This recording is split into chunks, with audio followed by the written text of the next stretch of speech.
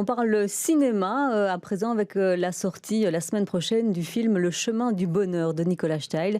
C'est un film inspiré d'un roman, Le cinéma de Saul Birnbaum, dont vous êtes l'auteur Henri Rohan Rosenblatt. Vous co-signez aussi le scénario du film. Merci d'être là aujourd'hui. Alors on va d'abord un petit peu pitcher le film et voir la bande-annonce avant d'en parler avec vous. Mais il nous raconte l'histoire de Saul Birnbaum, enfant caché pendant la guerre. Il a fui Vienne à 6 ans sans ses parents par un Kindertransport et a été recueilli à Bruxelles. Et c'est là qu'il va grandir et ouvrir un délicatessen d'inspiration new-yorkaise. Saoul est un passionné de cinéma et avec un jeune réalisateur, il entreprend de faire un film de sa vie. On regarde la bande-annonce.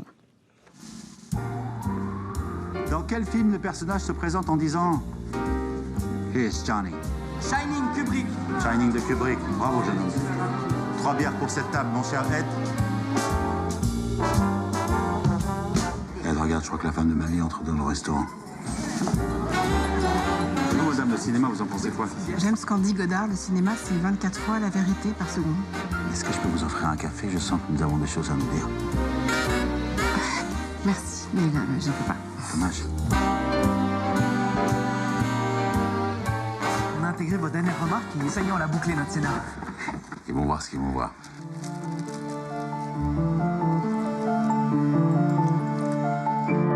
In ein paar Wochen werden wir uns wiedersehen.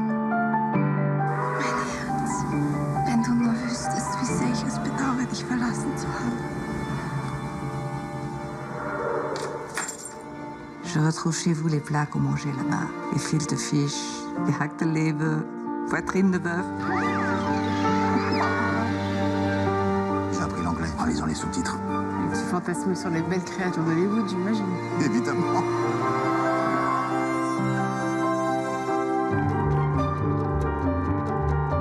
Mes parents, c'était pas pratiquant et le restaurant était pas caché. Et toi, ta famille? J'ai plus du tout envie de parler de cette époque. Elle est coupée. Elle est bonne. On la garde, on enchaîne. Je suis désolée pour le mal que je te fais. Pourquoi tu m'as pas dit la vérité? Parce que j'avais peur.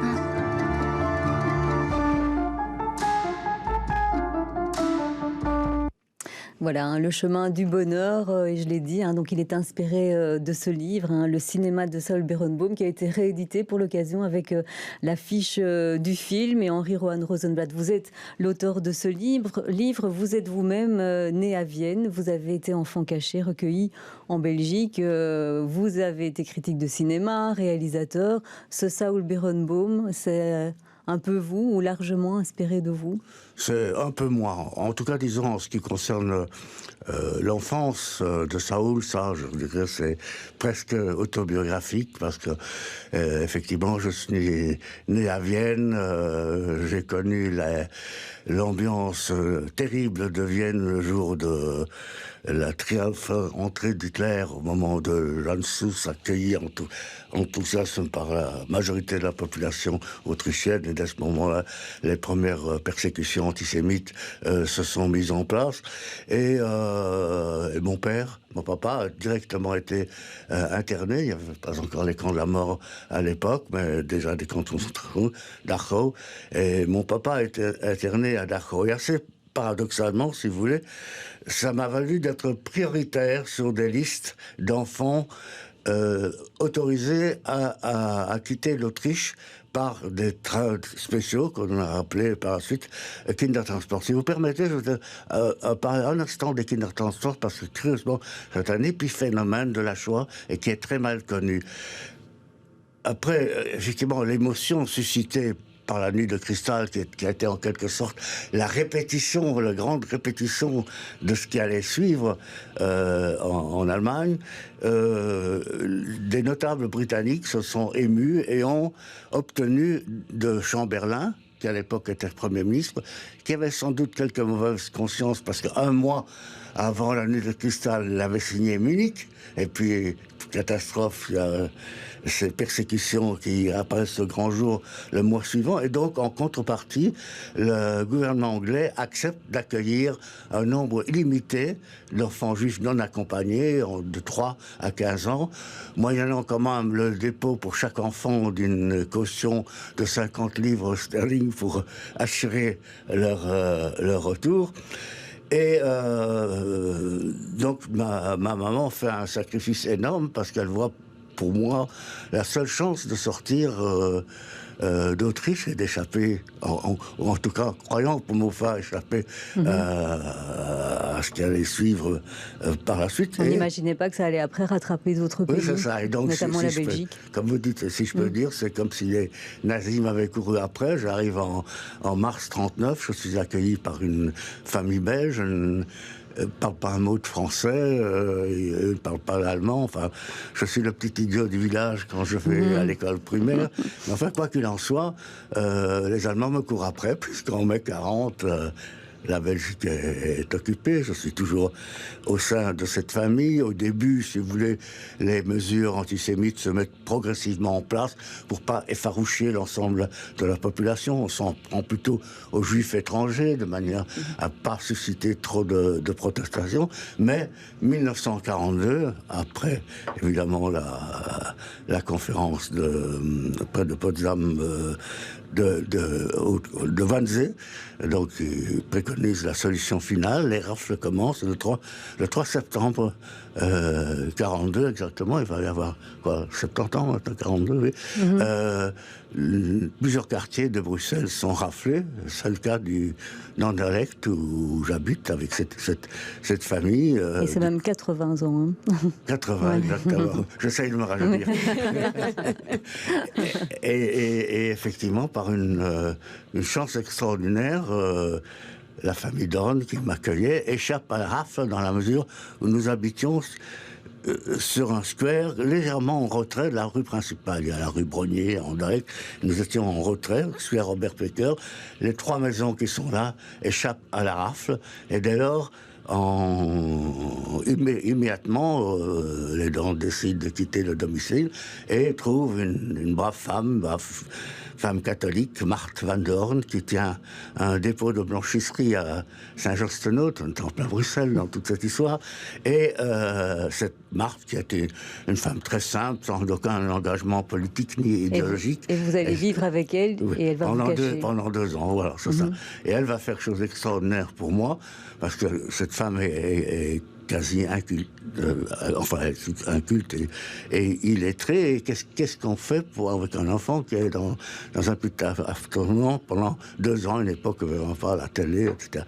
Quoi qu'il en soit, donc, Marthe va régulièrement à la bibliothèque communale de Saint-Josse et prend des livres au hasard, puisqu'elle ne peut pas dire à la bibliothécaire c'est pour un enfant qui est chez moi.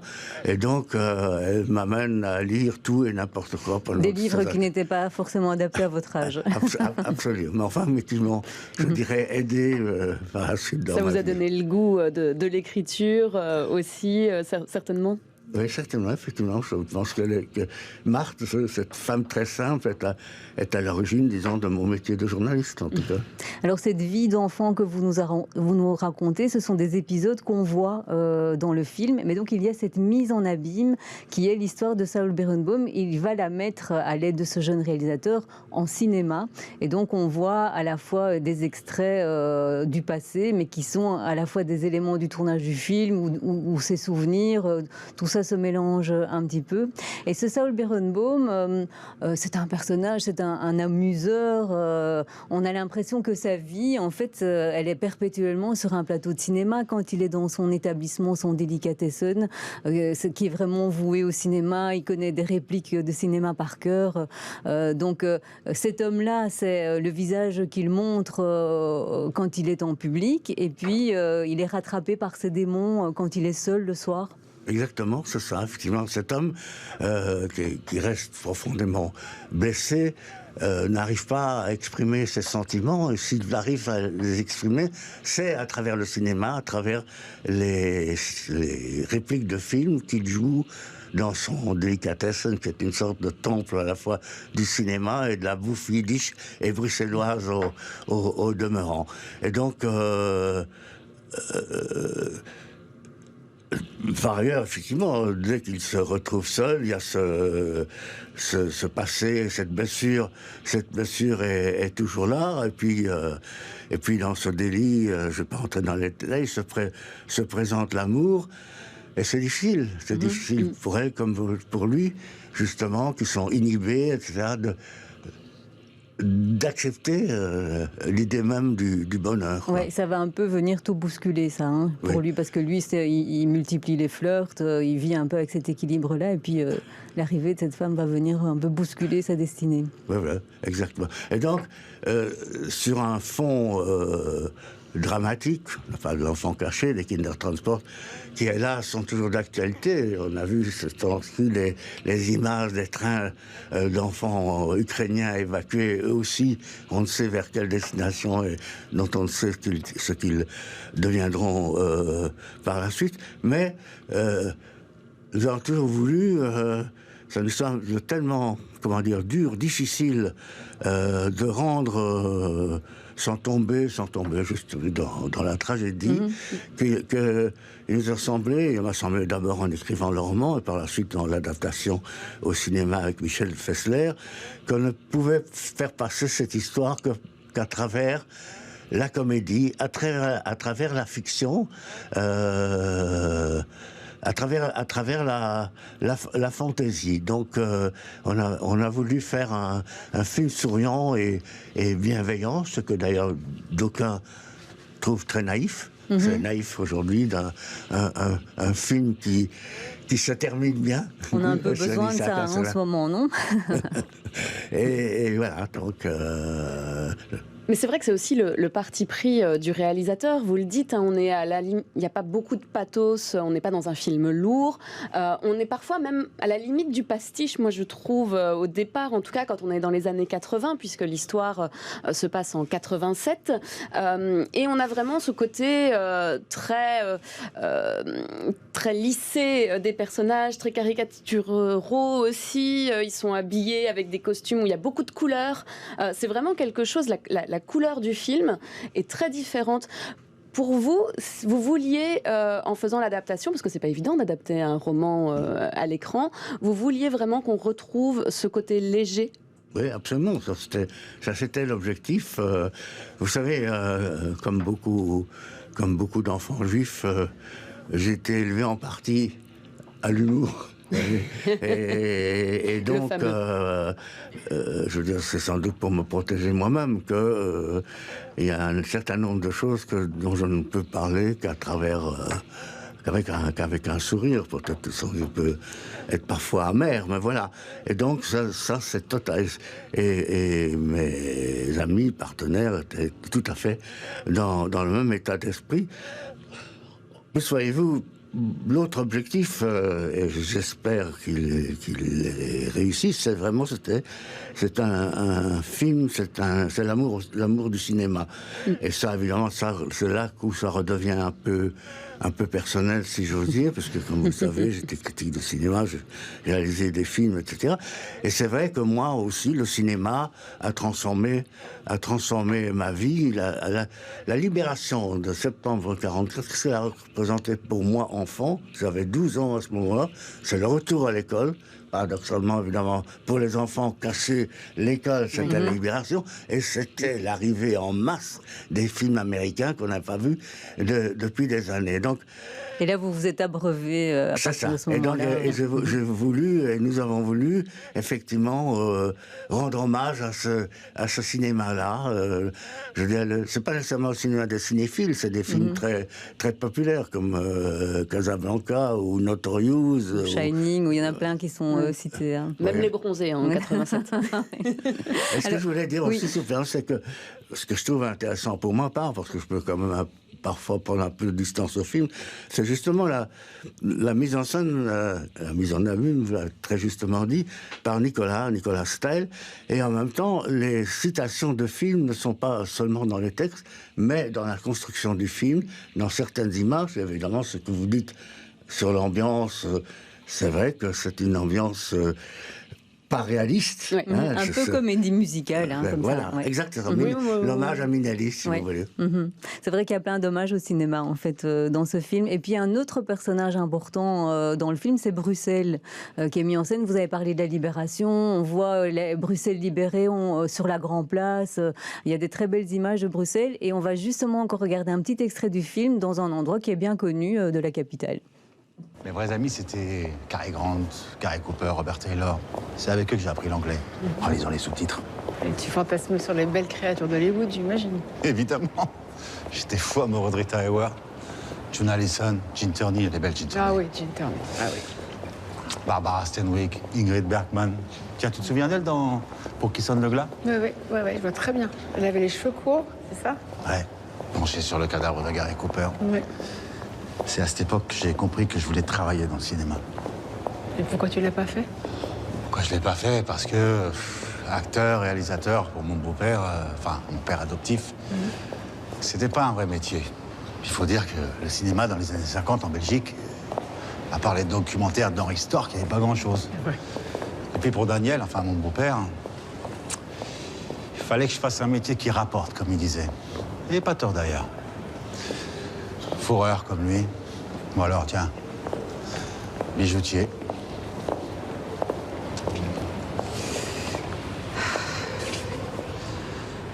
On a reconnu, on est dans les galeries Saint-Hubert. Alors, ce film, c'est aussi un hommage à Bruxelles, la ville qui vous a sauvé, en quelque sorte. Exactement. Imaginez-vous d'ailleurs qu'au départ, le roman se déroule à New York.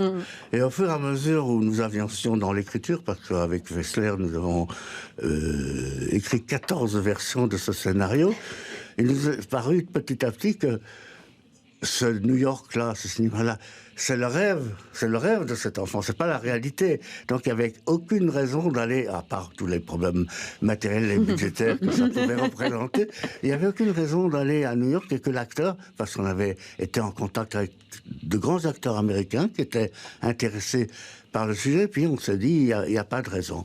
Et là, Nicolas a eu aussi, à partir du moment où nous avons décidé de transposer tout ça à Bruxelles, ou en tout cas pour moi, ça s'est réellement passé. Donc il était plus légitime pour nous de parler de l'ambiance de Bruxelles que de New York à l'européenne. Et là, nous avons eu une chance extraordinaire, c'est que ce très grand acteur, qui est Simon Abkarian, très grand acteur de théâtre, Molière, du théâtre à 4 reprises, etc. Et Simon s'est retrouvé dans ce scénario. Il a aimé parce qu'à la fois l'exil, lui-même est français, mais d'origine arménienne, a vécu au Liban, a d'ailleurs tourné aux États-Unis aussi, dans Casino Royale, à James Bond, on oublie parfois ça. Et Simon m'a raconté par la suite, pendant le tournage, que ce qu'il avait accroché aussi, c'est que lorsqu'il était adolescent à Beyrouth, il arrivait à s'introduire clandestinement dans les salles de quartier, il y en avait plusieurs dans son quartier, et que tous les films qui ont, d'une certaine manière, bercé mon adolescence, c'était la même chose pour lui. Donc il s'est retrouvé, c'est quelqu'un qui a un acteur d'une générosité absolument extraordinaire, qui passe du dramatique à la comédie, ce n'est pas courant, un acteur européen qui chante, qui danse, qui a une facilité, une élégance de mouvement, etc. Et donc, le fait que quelqu'un comme Simon, qui a un grand crédit en France, a fait que de très bons acteurs, on a réuni, je dirais. Oui, vous avez un beau casting dans le film. Rêvé d'un casting comme celui-là. Oui, non, voilà. C'est vrai que pour ça, le casting est quand même assez intéressant et chouette. Il y a des mentions aussi spéciales, on en parlait tout à l'heure, notamment sur Hélène Noguera qui joue un rôle secondaire, mais qui est vraiment très très bonne dans ce rôle. Voilà, en tout cas, merci Henri-Rohan Rosenblatt. C'était un plaisir de vous recevoir aujourd'hui pour parler de ce film, Le chemin du bonheur, qui sort donc mercredi prochain dans toutes les bonnes salles, et notamment, on imagine, au cinéma Galerie. Oui. Est-ce que je peux ajouter une petite chose Oui, allez-y. C'est que, comme vous le savez, actuellement, la situation dans les salles de cinéma est catastrophique. Le Covid, les interdictions de projection, les films se sont accumulés, se bousculent, disparaissent après 2 projections, etc. Et donc, même notre film, malgré qu'il a été bien accueilli dans les festivals, Nous avons eu la chance. Il est sorti hier en France, là, Divine Surprise, il est sorti dans 6 salles à Paris et dans 90 villes en France. Mais en Belgique, on a toutes les difficultés du monde. Et j'ose plutôt insister sur cette avant-première au cinéma des Galeries, donc le 22 juillet à 19h, parce que c'est ça qui va déterminer la suite des films. Aujourd'hui, la vie d'un film se joue le premier et le deuxième jour, sinon basta, il est oublié, puis il y en a 50 autres qui sont dans la file. Donc, si vous voulez un peu nous soutenir, venez vite. Mais c'est pour ça que vous êtes là. Et donc, c'est bien le 22 juin, hein, donc la semaine prochaine. Oui. Ok, parfait. Merci Henri Rohan Rosenblatt d'avoir été notre invité ce midi.